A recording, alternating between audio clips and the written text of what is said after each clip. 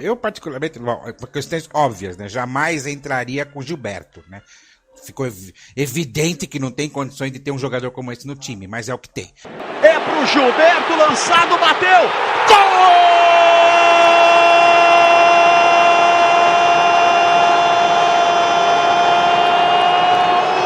do São Paulo! De gol no Morumbi! Ele é horrível, ele é muito ruim, não tem condição, não tem condição. São Paulo dispara do Luiz Araújo, passa bem já na área, o toque é pro Gilberto, ajeitou, bateu! Gol!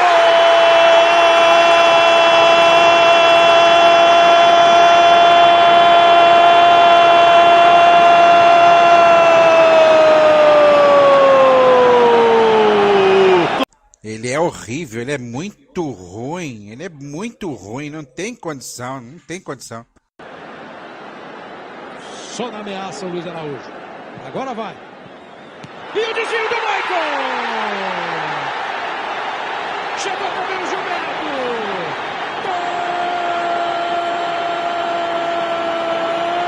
Gol do São Paulo!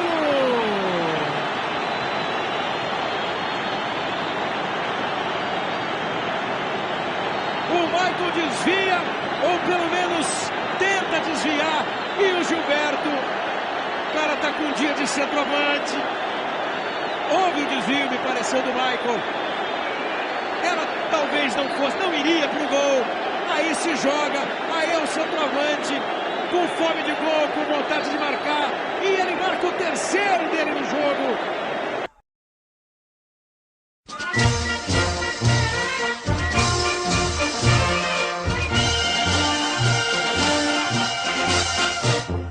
Salve o tricolor paulista, amado clube brasileiro. Começando aí mais uma Rádio Santo Paulo, hoje dia 13 de fevereiro de 2017, o Tricolor aplicou um chocolate pra cima da Ponte Preta, 5-2, eu sou Paulo César Séguia, estou aqui com meu amigo, jornalista, Vanderlei Abreu, que é o fã número 1 do atacante Gilberto. E aí, Vanderlei, tudo bem? Tudo bem, PC, como é que vai? Não sou fã dele, não. Ele mandou bem pra caramba ontem, mas eu não sou fã dele, não. Ah, não sei não, pra mim isso é paixão enrustido. E você, Guilherme, nosso amigo aí, jornalista também, tudo bem com você? O que você acha dessa história? Tudo bem, PC? Fala, Vanderlei. Nosso querido amigo Vanderlei queimou a língua falando do grande Giba, né? Que ninguém nunca criticou. E tem uma promessa aí que ele me fez em off. Se fizer 3 gols contra o Santos na Vila, ele vai gravar um vídeo cantando toca no Gilberto que é gol. Não, ele tem que comprar camisa, cara. Tem que comprar camisa e nós temos que fazer a ligação igual do Valdão. O Vanderlei vai ligar pro Gilberto pra pedir desculpa. Já pensou o Vanderlei falando com o Gilberto? Ia ser engraçado se eu fosse lá no CT pra falar com ele, né? Ia ser legal a gente Pô, filmar, ia ser, né? nossa, a gente ia filmar. Você chama a gente filma. A gente ia filmar esse momento histórico, o encontro. Eu queria que você falasse na cara dele. Você é muito ruim. Mas vamos falar do tricolor, vai. Vamos botar a ordem nisso aqui. Qual que é a pauta de hoje aí, Vanderlei? Bom, PC, logicamente é a vitória de 5-2 de São Paulo ontem, a grande vitória, uma goleada que já fazia um bom tempo que eu esperava o São Paulo dar uma goleada dessa, mas isso na nossa análise nós vamos falar depois.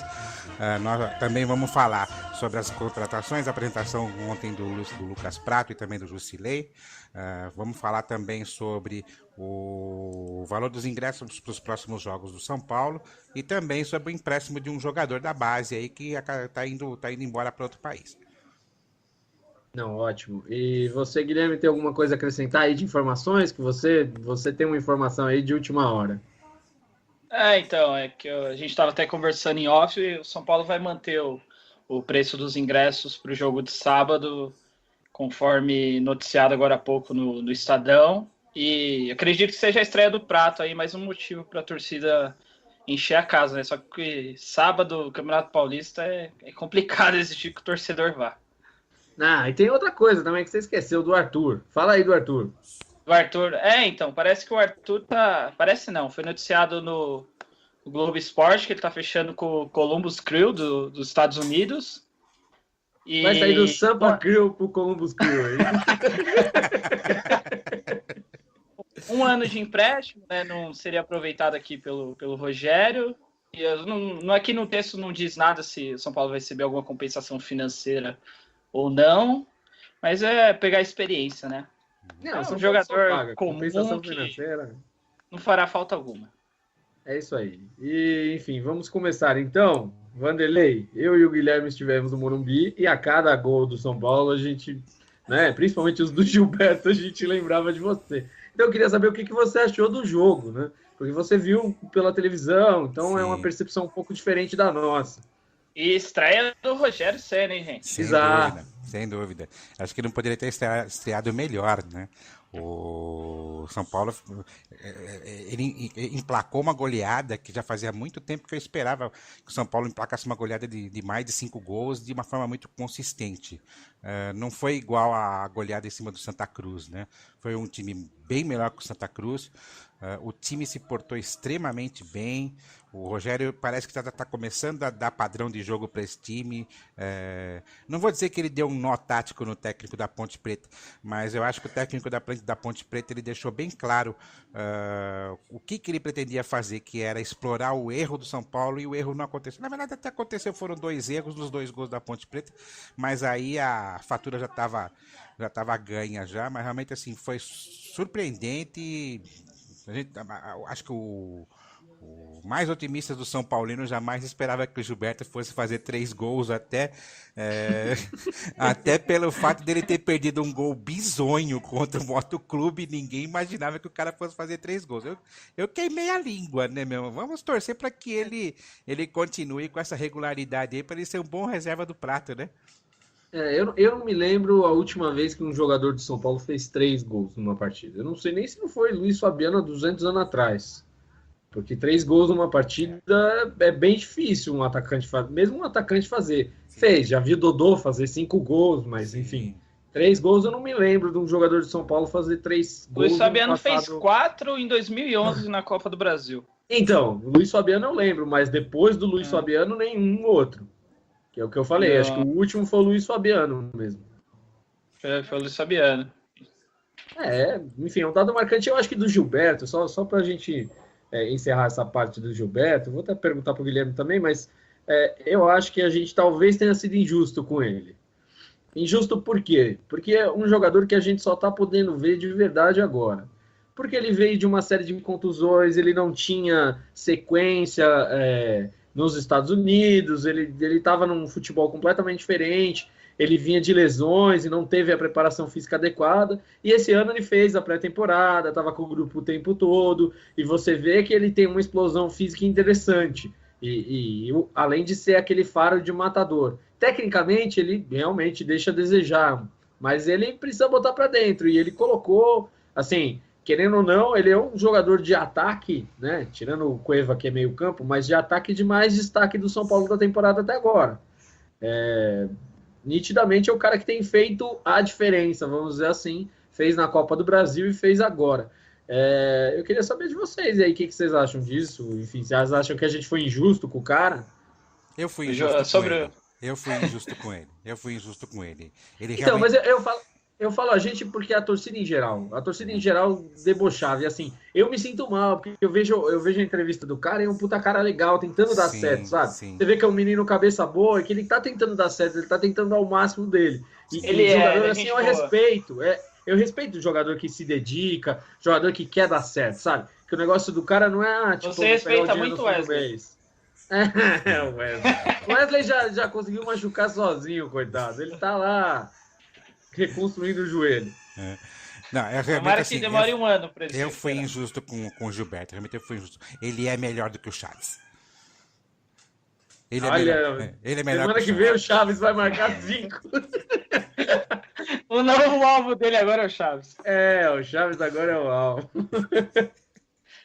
Mas e você, Guilherme? O que você acha do Gilberto? Bom, vamos lá, sobre o grande Giba. Tirando a brincadeira com o Vanderlei, eu também... Todo mundo criticava o Gilberto. Quem disser que não é mentira. Mas você vê que ele é um jogador esforçado. O PC mesmo falou sobre as entrevistas dele, que é um cara que tá tá ali pelo grupo, todo momento ele fala, eu quero jogar e tal, mas o importante é que o São Paulo vença. E o Gilberto, eu vi uma entrevista dele hoje na ESPN, que ele falou que há 2 anos ele não fazia pré-temporada. E isso para um jogador é fundamental. O jogador que não faz pré-temporada dificilmente consegue se manter bem fisicamente durante a temporada. E ele teve essa pré-temporada agora no São Paulo. A gente viu uma melhora nítida do Gilberto, que chegou no meio do ano passado, para o Gilberto desse ano, agora bem mais condicionado dentro daquilo que o Rogério quer. Não tá longe de ser o atacante dos sonhos, mas ele é esforçado e eu acho que pro elenco é bom. Sim. Até porque, PC e Vanderlei, a gente vai perder o Chaves no meio do ano, né? Aí o Prato, até o Balsa ser mandado embora, como algum membro aqui, como o PC gosta de cravar sempre. Eu acho que o Balsa pode classificar para a Copa, mas ele não vai ser o técnico da Copa, sim, porque ninguém confia nele. Então, eu citei o Balsa porque o Prato é o atacante titular da seleção do Balsa, até que o Balsa esteja lá. E o Prato será convocado várias vezes. Então a gente precisa de um reserva. Tomara que o Gilberto mantenha essa boa fase. Eu achei que você ia falar que o Gilberto ia ser convocado pelo Balsa. Olha... Era bem provável, viu? O Balsa tem umas escolhas meio complicadas. O Centurião não duvido não, meu. Tá bem lá no Boca? Logo. O Centurião... Mas ia ser bom pro São Paulo, o Centurião convocado.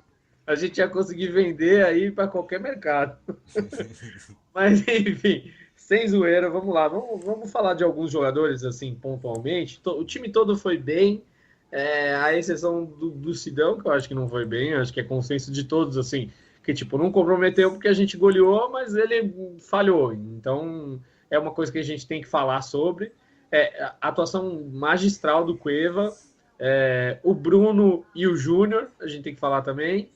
E a do Luiz Araújo, acho que são os pontos principais aí do jogo.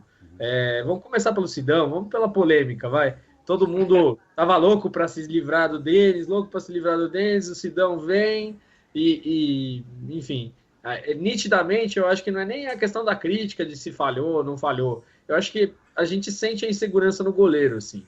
A gente sente quando o cara tá inseguro. E querendo ou não, é uma pressão a mais. Não é só a pressão de ser o goleiro do Rogério. É a pressão de ter a sombra do Denis, que vamos combinar que, assim, mesmo que o Sidão seja melhor que o Denis e tudo mais, não é uma distância grande entre os dois, de qualidade técnica. Não há uma distância, assim, tipo, unanimidade, nossa, o Sidão é seleção e o Denis é seleção do Panamá, não é? Então, tipo, não tem essa distância tão grande. Então, eu queria a opinião de vocês, o que vocês acham do Sidão, enfim... querendo ou não, o jogo que a gente não tomou gols aí foi o que jogou o Denis, né? Eu acho que você tá crucificando o cara por 4 eu não tô crucificando o cara. Você tá crucificando o cara, velho. Porra. Ele tá querendo a volta do Denis, eu tô sentindo isso nas entrevistas. Não, Deus me livre. Deus me livre. A única coisa que eu acho que a gente não pode achar um cara bom antes dele jogar. Ele não pode ser bom antes de jogar, porque ser goleiro do Botafogo é uma coisa. E é aquela coisa assim, tipo, a gente só sabe quando um cara é bom mesmo quando ele joga no nosso time. Porque, tipo, ele jogando lá no Botafogo, se o Botafogo tá indo bem, se ele frangou e mesmo assim o Botafogo ganhou, a gente vai achar que tá tudo indo bem. E a gente teve uma raiva tão grande do Denis no ano passado, em que, tipo, existe uma ânsia enorme da torcida do São Paulo. Então, tipo, o Sidão come um puta peru, todo mundo grita Sidão. E, tipo, é isso aí. E o Sidão foi o herói da Florida Cup, a gente ganhou nos pênaltis e tudo. A pergunta que eu faço para vocês vocês sentem o Sidão inseguro? Só isso. Não estou perguntando se ele é melhor, se ele é pior. Estou perguntando se vocês sentiram ele inseguro. Completa aí, Vanderlei. Cara, eu acho que, assim, foi uma circunstância... Acho que ele teve uma falha mais bizonha naquela saída de bola que ele deu aquela furada ridícula, do que a mão de creme lá que você disse que foi mão de creme, que foi um frango dele. Você que tá dizendo, foi um frango. Foi um frango. Sei lá. O que eu achei eu confio nele. Eu nervosismo, entendeu? Eu confio nele. Acho que de falhou no nervosismo. Eu acho que de repente... talvez ele tenha ficado inseguro pelo fato de ter tomado 4 do Audax, entendeu? Acho que o cara ficou com medo de repente tomou o primeiro, entendeu? O cara ficou inseguro. E aí, justamente o primeiro gol foi a falha. Tem o cenário, o cara jogar no Morumbi, 50 mil pessoas. Exatamente, estrear no Então, Morumbi, lotado. pois é. Entendeu? Mas você vê que é um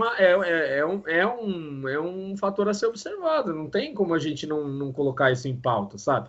Porque hoje a gente tá falhando contra a Ponte Preta. Se ele falha uma dessa num clássico e vira zoeira ou num jogo decisivo, vai virar a mesma coisa do Denis. Eu acho Assim, que não. claro que eu não estou dizendo que o Denis tem que ser escalado, eu estou dizendo que ele pode virar a mesma coisa que o Denis se seguir assim. Mas eu acho que a gente tem que dar a sequência de jogos, entendeu? Exatamente, eu tem acho que nós só atuar o vamos ter clube. condição de avaliar melhor na partir do jogo contra o Santos.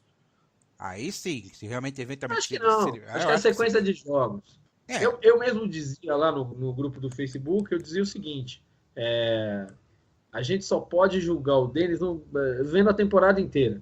E o que a gente viu foi assim, do Denis. Falhou em muitos momentos importantes, oscilou bastante, fazia 10 partidas ótimas e depois fazia 5 horríveis. Então, tipo, ele teve fases assim claras de desastre e de insegurança e fazem que ele estava razoavelmente bem, assim. Que até vinham alguns torcedores falar, não, aí, tá vendo? Ó, salvou o time e tal. Meio que nem falam do Luiz Fabiano, né? O goleiro das defesas inúteis, né? É que o Denis terminar um jogo sem tomar gol, já acham que ele foi bem, mas ele é fraquíssimo. Agora, minha opinião sobre o Sidão concordo com o PC, que o Sidão falhou feio no primeiro gol. Tanto que no estádio, a hora que a bola foi pro gol, eu tive a sensação que ele ia espalmar, e foi ridículo o lance. Mas é aquilo, o segundo jogo do cara, não dá para começar a contestar, falar que ele tá no mesmo nível que o Denis. O Sidão precisa de um ano de experiência como o Denis teve. Eu acho que cobrar ele agora é muito cedo. Então, mas eu também senti ele inseguro no jogo de ontem, talvez pelo Morumbi lotado, estreia do Rogério e tal, todo o clima do estádio. Eu espero que ele vá melhorando com a sequência de jogos. Só com a sequência que dá pra gente ter uma opinião mais... Com certeza. Na verdade, eu acho que assim, vai ser uma disputa. Eu acho que a disputa que o Rogério está promovendo pode estar deixando ele meio inseguro. Porque eu tenho a teoria de que assim, ele foi poupado no jogo lá da Copa do Brasil, ele ainda é o goleiro principal, mas o Rogério vai tentar rodar. O Rogério vai jogar 1-1, outra outro, 1-1, até porque a sequência de jogos é muito grande, um em seguida do outro, entendeu? E acho que dando uma desculpinha aqui, outra ali, vai rodar. Porque, querendo ou não, foi o discurso dele nas entrevistas, né? O Rogério fala que ele valoriza a competitividade, inclusive entre os goleiros. Então, eu não sei até que ponto a disputa de posição tá muito... Ela tá influenciando no desempenho em campo, sabe? Sim. Então, eu acho que isso deixa o cara meio pressionado, assim. Porque, querendo ou não, o Denis, ele já tomou bastante peru, ele já está acostumado. Já. O Sidão ainda não está. Então, talvez a reação de um seja um pouco diferente da do outro. Mas, enfim, eu não sei. Eu estou levantando a bola porque eu sinto isso no Rogério. Eu sinto que o Rogério vai revezar. Vou dizer, eu sou contra revezamento de goleiro. Acho que tem que definir o goleiro e com o cara até o fim. A não ser que o cara também comece a falhar todo jogo. Aí não tem como, aí tem que trocar. Pois mas... Eu não gosto muito dessa ideia de ficar revezando o goleiro. Vamos ver o que vai acontecer, né? Vamos ver os próximos jogos. Começando por quarto. Vamos mudar de assunto do Sidão. E aí, qual é o próximo? O Júnior? Júnior, grata surpresa, um lateral. Júnior Tavares, habilidoso, excepcional. Promete, hein? Promete muito ser um grande jogador. Muito bom jogador, rapaz, realmente me surpreendeu. Realmente me surpreendeu. Aliás, eu já achava ele bom. Mas realmente nesse jogo contra a Ponte Preta ele jogou muito. E eu acho que ele tem um diferencial em relação aos laterais direitos brasileiros, né? Que geralmente são baixinhos, né? Ele é alto, forte. Então, olha, acho que nós vamos ter finalmente um bom lateral aí com boas características para os próximos anos. Viu? Isso se não levar ele embora antes, né? Eu espero que não. Eu espero que ele fique bastante tempo. E acho que o São Paulo não deve contratar um lateral esquerdo titular se ele continuar muito bem. Eu acho que a gente deveria botar um moleque para ser reserva dele, porque o Buffarini na esquerda não dá, e apostar no Júnior como titular, porque eu acho que ele talvez mereça a sequência de jogos aí, porque o moleque tem muito potencial, assim, foi a minha visão.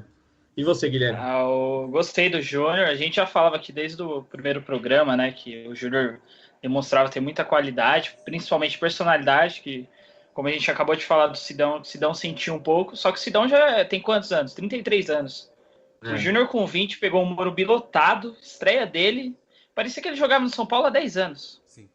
Foi pra cima, driblou, marcou bem. Ele tem um perfil de lateral assim que vai fazer muito sucesso enquanto estiver no São Paulo e futuramente na Europa. Eu gostei muito. Feliz que o Rogério tá valorizando a base, né? Eu separei aqui, ó. Ontem nós terminamos o jogo com 6 jogadores formados em Cotia: Luiz Araújo, Shailon, Araruna, Rodrigo Caio, o Júnior e João Schmidt. É bom ver Cotia valorizada e eu acho que o caminho é esse, PC. Valorizar esses garotos aí, e eu concordo com você, não precisa trazer o Maxwell, que se vier vem pelo famoso teto salarial, né? E eu subiria alguém da base para ser reserva do Júnior, daria sequência para ele. Eu acho, difícil responder essa pergunta do Maxwell, porque o Maxwell é um ótimo jogador, cara. Então eu acho que se a gente for pensar em título, né? Mas a questão é que a gente tem que ter um projeto, ou vai apostar na molecada, ou vai encher e consagrar o time para ser campeão de cara, né? Ou a gente vai desenvolver jogadores. Querer apostar na molecada. Pois é, você vê, por exemplo, o Luiz Araújo.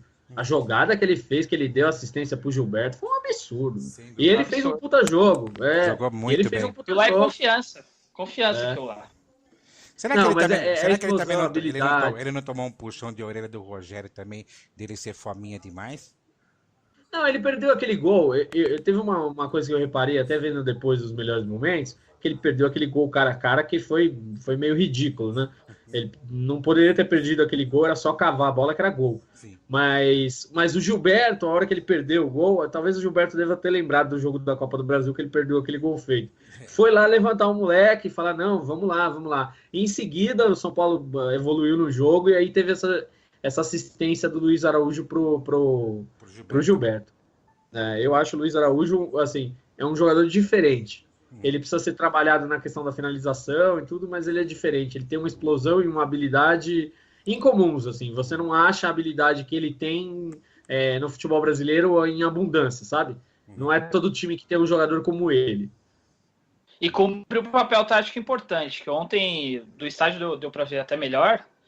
Eles sabendo o que tinha que fazer dentro de campo, na recomposição, sem deixar espaço. Verdade. O Luiz Araújo está evoluindo nas mãos do Rogério e do Michael. O próprio gol do Gilberto ontem com o passe dele já é uma amostra de evolução. O Luiz Araújo, muitos lances ano passado, a torcida reclamava que ele driblava bem, só que ele não tinha o time entre a hora de passar e a hora de continuar carregando a bola. Ontem ele teve esse time, isso foi um belo gol pela jogada. Não, e ele, assim, até a hora que ele passou pro lado direito, quando o São Paulo começou a melhorar no jogo, até criar mais chances de gol aí, o Bruno veio a jogar, né? O Bruno passou a jogar, porque ele enfiado ali prendeu a linha de zaga, e o Bruno tinha espaço para vir de trás e fazer cruzamento e dar assistência, e até, acho que foi o Bruno que tocou a bola pro Thiago Mendes, eu não sei exatamente. Mas, enfim, foi o Bruno, sim. Foi o Bruno. Né? O Bruno fez a jogada e tocou pro Thiago Mendes. Então, eu acho que isso mostra o time evoluindo, sabe? Achando alternativas dentro da partida, inverteu o Luiz Araújo de um lado para o outro, tentou alguma coisa. Eu acho que o time tem esse poder de modificação dentro do próprio jogo que é interessante. E, já que você falou do Thiago Mendes, acho que vale a pena a gente dar uma janelinha para ele, porque ele saiu de uma falha bizonha para um golaço, né? Eu acho que ele se redimiu ali, né? Porque realmente, assim, quando saiu o gol quando teve aquela jogada, aquela bola perdida dele, eu xinguei ele, né? Que inclusive foi o lance que gerou o gol do primeiro gol da Ponte Preta, né? E aí depois... mas ali também foi falha do goleiro, né? Foi, mas o lance foi... Mas o começo da jogada... O começo da jogada foi uma falha bizonha dele. Foi uma falha bizonha. Mas o João Schmidt entregou outro. Ele entregou o João Schmidt entregou outro. Mas ele jogou bem ontem, Jogou, o Thiago foi Gostei. bem. E ele bateu consciente na bola. Eu acho que isso é resultado de treinamento. E ele até falou isso. Ele até falou, né, PC, depois perguntado... e o seu gol e tal... o gol se chama Rogério Ceni, pelos treinamentos que são repetitivos e estão sempre evoluindo e tal. Isso aí dando efeito dentro de campo, né? Bom, acho que falamos em geral do jogo, acho que a dinâmica... Eu queria que vocês falassem um pouco do Rogério também, da estreia do Rogério, enfim. Tem uma outra pergunta antes de falar do Rogério, que é o geral, né? O Cueva é o melhor jogador do São Paulo hoje? De todo o elenco? Quem? Cueva. É o melhor jogador do São Paulo hoje? Disparado. Tem tudo para ser o destaque do time no ano ao lado do Prato. Eu acho que essa dupla aí, olha, vai acrescentar muito ao time de São Paulo. O Cueva dá passe, o Cueva faz gol. O Cueva tem uma função tática importante, que em muitos momentos do jogo, ontem o Gilberto abria na ponta e o Cueva fazia o falso 9, que é interessante ver o Cueva nessa posição, que até esse ano ele não tinha jogado como falso 9. E eu acho que ele só tende a crescer. Eu acho difícil São Paulo segurar ele por muito tempo, viu? O primeiro gol gol de São Paulo foi assim, né? O primeiro gol de São Paulo foi exatamente isso, né? O Cueva vindo pelo meio e o Gilberto abrindo. Exatamente, o Gilberto abriu, chutou em cima do Aranha e o Cueva entrou com tudo sozinho, né? Foi realmente uma jogada bem interessante do primeiro gol. O Cueva tá super à vontade, assim, eu sinto ele em crescimento de produção, assim, jogando e achando lugar no time, né? E ele já tá melhor nas assistências, né? E assim, eu sinto ele comandando já o meio de campo.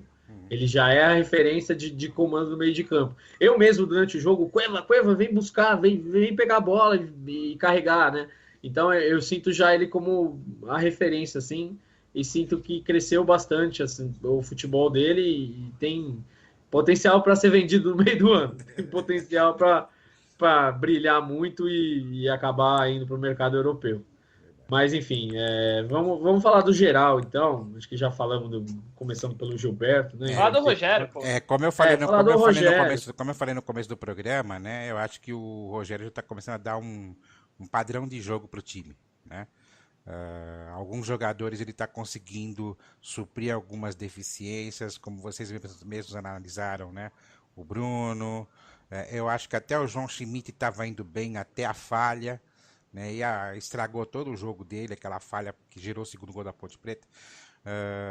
Gilberto. Cara, o que me irritou desse lance aí, deixa eu te interromper. O que me irritou nesse lance do João Schmidt é que ele perdeu a bola e ele não correu atrás. Exato. Isso eu fiquei muito puto. Eu fiquei muito puto, porque o cara não pode fazer isso. Sim. E ele tá marcado. Teve torcedor lá, eu tava no estádio, que xingou o cara quando o nome foi anunciado. E eu discordo frontalmente de ficar vaiando o jogador durante os 90 minutos. Como assim? Avaliar o... Não, tinha muita gente vaiando o João Schmidt ontem. Entendi. Qualquer lance. Vaiando. Eu achei avaliando. Perseguição. Porra, nós avaliamos um jogador por jogador, o cara discorda. Não. A torcida vaiando ontem. Eu fiz um bom jogo. Mas a torcida a questão da renovação, né? Mas o Justibola vem aí, não tem problema. E uma coisa que nós conversamos em off também, que o Rogério tá falando que é muito legal, que é dar oportunidade para esses meninos, né? Colocar sempre o Araruna e o Shailon. Eu gosto muito do futebol desse Araruna, esse menino é muito bom. Eu acho que o Rogério deve dar mais oportunidades para ele, que eu acho que ele vai acabar nesse time titular. Não sei em que posição no meio de campo, mas que ele vai acabar no time titular, acho que vai até superar o Shailon, que a gente fala tanto dele. Esse menino vai acabar virando, esse Araruna vai acabar virando titular no São Paulo. Mas o Araruna é mais para trás, né? Mais volante, o Shailon é um pouco mais à cara, frente, mas ele vai à frente bem pra caramba, cara. Eu não sei não, porque ele é muito polivalente nessa coisa de meio de campo. Ele também trabalha em armação de jogada. Não sei, acho que de repente de um segundo volante, só que aí... Ele faria a função do Thiago Mendes. Exato. Ele deve ser o reserva imediato pro Thiago Mendes se ele evoluir, né? Sim. Porque tem o nosso querido Wesley ainda pra voltar. Que se recupere bem pro ano que vem. Agora sobre o Rogério, que dia histórico, né, PC? Você que teve ontem também no estádio, foi emocionante. Eu acompanhei a chegada do ônibus lá, a torcida com bandeira pro Rogério, com gritos em homenagem a ele. Foi um dia muito marcante assim na história do São Paulo e pro Rogério, pro torcedor são paulino. E, cara, foi o que eu falei no primeiro programa aqui, primeiro programa não, desde o primeiro programa. O Rogério precisaria de tempo, o modelo de jogo que ele quer é muito complicado, assim, para assimilar, leva tempo os jogadores adotarem. Ontem a gente já viu até uma evolução nisso. O segundo gol do Gilberto começa numa roubada de bola do Cícero, que tem gente que fala que ele não marca, sem indiretas para alguém. Né, PC? Não, começa na roubada de bola do Cícero, que é aquilo que o Rogério está impondo. Perdeu a bola, retoma. Perdeu, retoma. É a pressão a todo momento após a perda da bola. Linha alta, jogando para cima. Se não der certo, o São Paulo corre grandes riscos. Por isso que é um sistema complicado e que leva tempo para os jogadores assimilarem. Mas eu fiquei muito feliz. Acho que não tinha estreia melhor para o Rogério do que o que aconteceu ontem no Morumbi. E já falando também do jogo, fiquei feliz também pela entrada do Lugano, com o jogo já resolvido ali 4-1. Foi muito legal, Rogério. Isso aí ganha o grupo, né? Isso aí ganha o grupo. Ganha o grupo e a torcida. Também. Mas pro grupo é legal. E o Rogério pode testar, né, a formação com 3 zagueiros na hora que o Lugano entrou. Que ele treinou lá na pré-temporada na Flórida. Ontem o São Paulo terminou o jogo num 3-4-3. E é isso aí. Vamos agora pro jogo de quarta, né? Ver o que acontece contra o Santos. Vai ser um jogo bem difícil. E espero que o São Paulo vá bem. Vocês sabem, deixa eu só dar uma parte em relação ao jogo contra o Santos. Já tem torcedor do Santos pedindo a cabeça do Dorival, tá? Mas isso sempre tem, né? O torcedor do Santos só sabe jogar chinelo. O negócio deles é jogar chinelo. Estavam falando das cusparadas que vão ter no Rogério. Mas o Dorival não perdeu ainda no ano e já estão pedindo a cabeça? Já estão pedindo a cabeça dele. Eles sempre pedem a cabeça, mas o Santos ganha o Paulista. Os a velhinhos. especialidade deles. Ganhar o Paulista.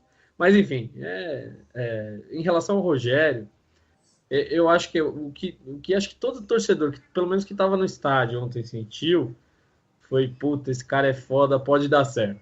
A hora que anunciou o nome dele no placar eletrônico.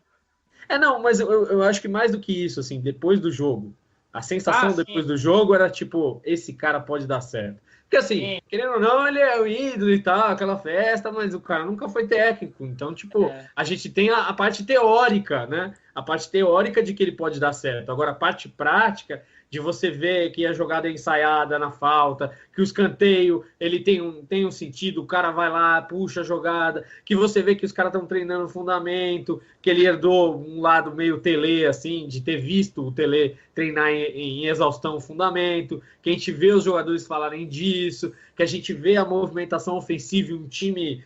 me cria bastante intenso, também, né, PC? E acho que assim, o time do São Paulo é intenso. Foi intenso os 90 minutos. Foi intenso. E assim, chegou no 5-1, começou aquela coisa da Ponte falar, não vem mais, por favor, aí, pega leve. E aí eu vi que o São Paulo começou a tocar a bola, tipo, não vamos judiar mais, chega. Né? O Rogério até falou, né, porque pensando já no jogo contra o Santos, para não se desgastar tanto. Mas a molecada queria ir pra cima. É que eu acho que os caras pediram, né, 50 mil pessoas, todo mundo empurrando, gritando mais um, gritando olé a cada passo. O São Paulo com a posse de bola imensa. O time jogando muito bem, queria ir pra cima. Ninguém queria... Ainda mais a molecada que entrou, né? O Araújo, o Charlo, queria ir pra cima. E assim, esses são os que vibram, né? Eu sinto o São Paulo muito feliz ao jogar. Nesse jogo aí foi o jogo que eu senti o São Paulo feliz jogando.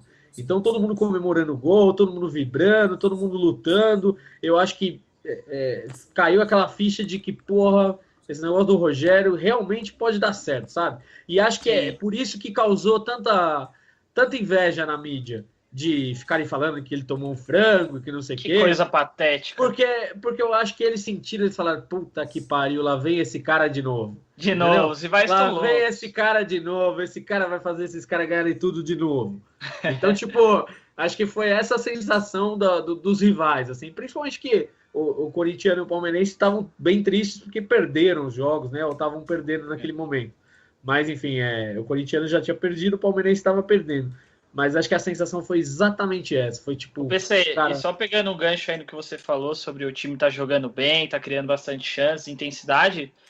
Novamente, São Paulo saiu atrás do placar, não se abateu e conseguiu buscar. Bem contra o Audax a gente perdeu o jogo, mas você viu que o time lutou, conseguiu até piorar a situação, estava 2-0. E eu confio bastante no trabalho do Rogério. É isso aí que você disse, eles estão com medo. Eles estão com medo de falar, putz, esse cara vai ganhar tudo de novo. Bom, Vanderlei, o seu filho já está mostrando os dotes de jornalista. Dê aí a notícia urgente. Então, PC, a gente acaba de ver a notícia aqui que o nosso Bosquilha, né, que foi aí apontado como o sucessor do Ganso, ele teve uma lesão aí nos ligamentos aí, deve ficar pelo menos 6 meses aí fora, né? Notícia aí que, como você falou, foi aí do meu filho Augusto, né?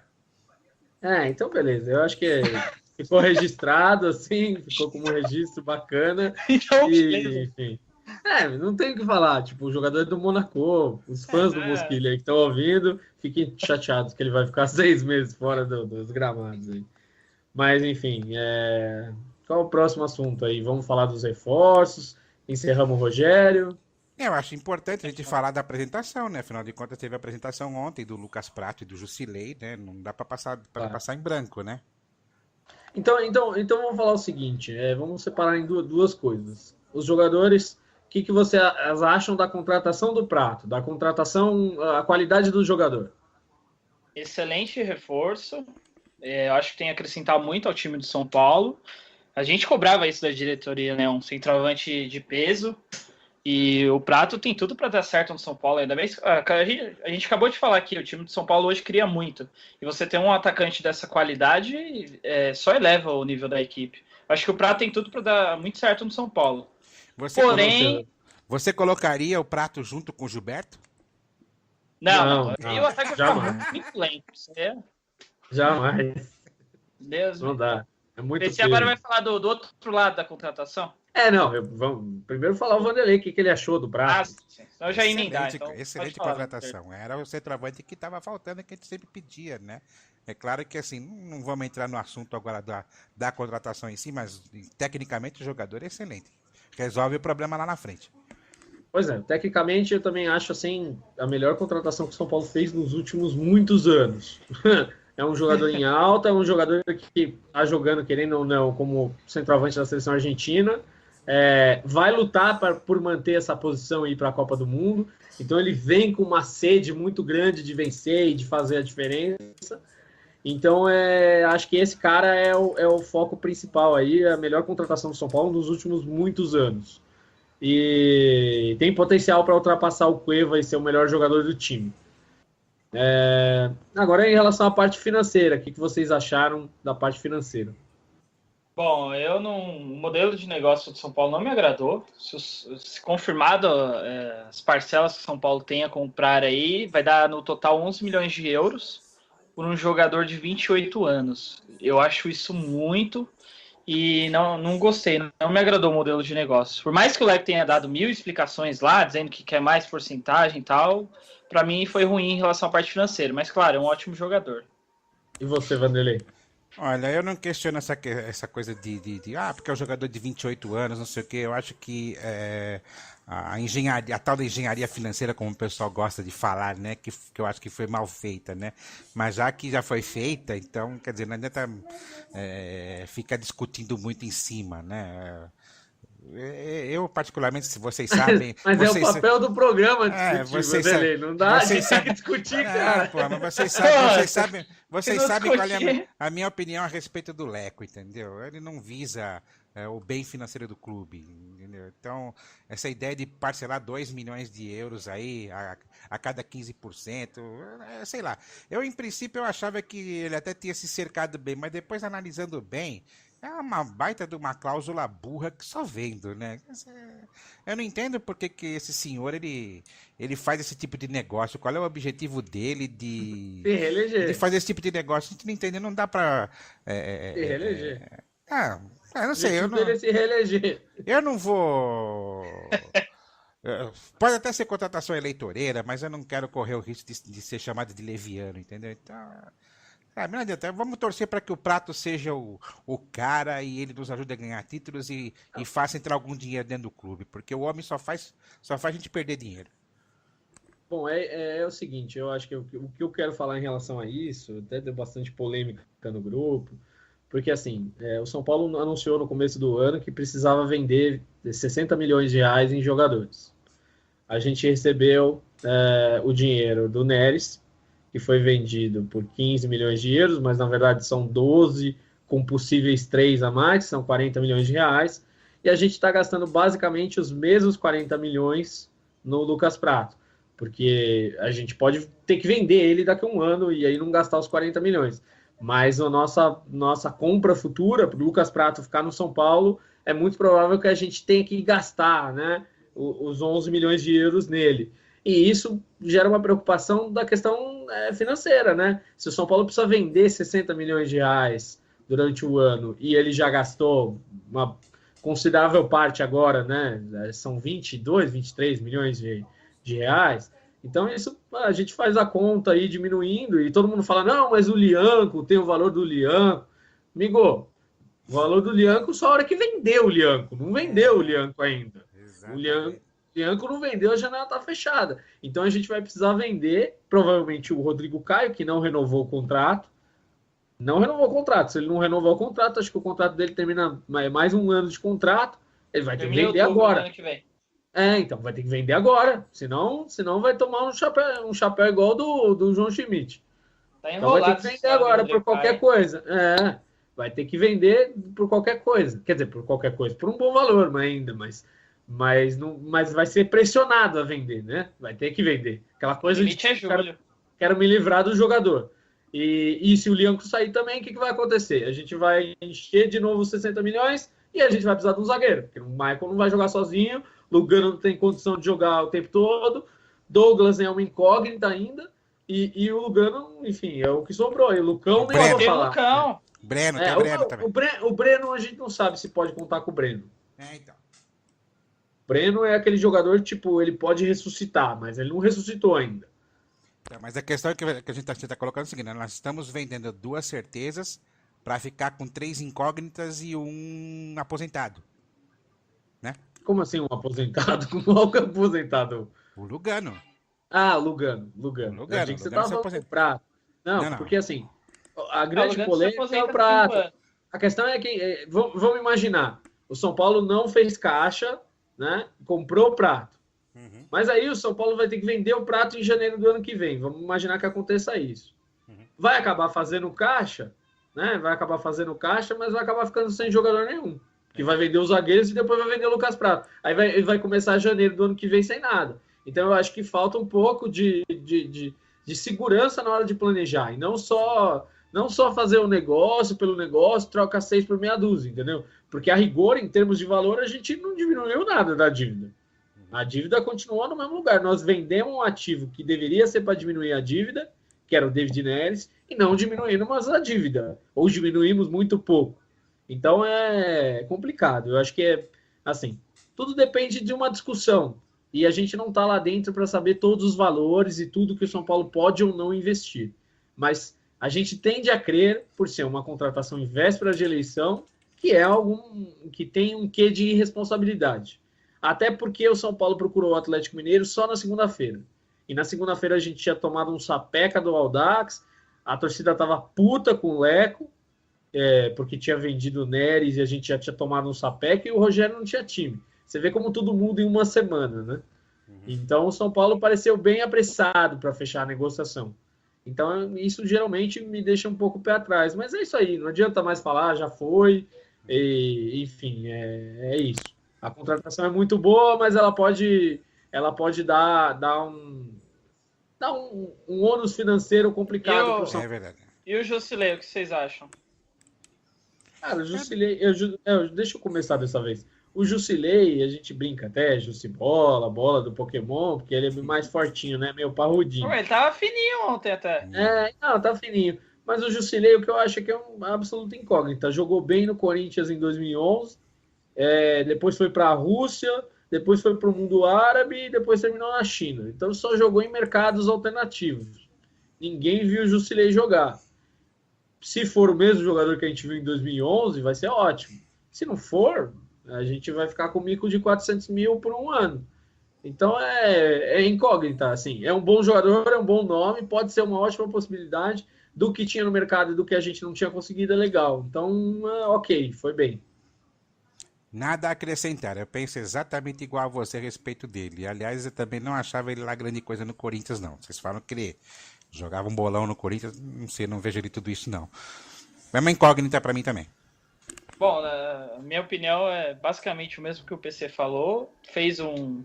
Eu gostava dele nos tempos de Corinthians, achava um ótimo jogador. Mas não dá para saber como o cara vai chegar aqui. Ele jogou em times muito fracos, em ligas bem fracas, então tem que aguardar mesmo. Esse é uma incógnita, não dá para avaliar muito o jogador. Torço para que dê certo, né? Basicamente é isso do jogo. É isso, acho que vamos aguardar. Vamos aguardar. E acho que é isso, né, gente? Tem alguma coisa ao placar do Santos. E aí? Vamos falar um pouquinho só. O que vocês acham do São Paulo e Santos? Vai dar para nós? Não vai dar? Difícil? Eu acho que o time vai jogar de igual para igual. Eu aposto num empate aí com uma boa quantidade de gols, pelo menos uns 2-2. E você, Guilherme? Olha, PC, vai ser um jogo bem difícil, né? O primeiro grande desafio do São Paulo no ano mesmo. Vai pegar um time muito bem estruturado, que já está com o treinador há mais de 2 anos. O modelo de jogo do Dorival é similar ao do Rogério, de propor o jogo a todo instante, criar. Eu acho que vai ser um jogo de muitos gols. Torço para que o São Paulo vença. Eu vou falar mais o placar como torcedor mesmo. Vou apostar aí num 3-2 São Paulo. Pô, seria sensacional. O São Paulo não vence o Santos na Vila desde 2009. Mas também, eu pensei, só deixar uma observação aí, porque tem muito torcedor que é 8-80. O time perde um jogo, é uma porcaria. Ganha, o Rogério é o Guardiola.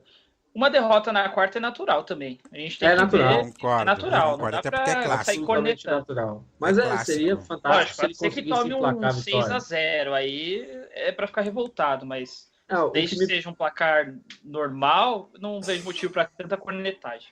O que me preocupa é que o São Paulo tomou um número alto de gols em 3 jogos, né? Porque tudo bem, lá em São Luís jogou contra o Vento, mas nos jogos que jogou aqui, tomou 2 da Ponte e tomou 4 do Audax. São 6 gols em 2 jogos, né?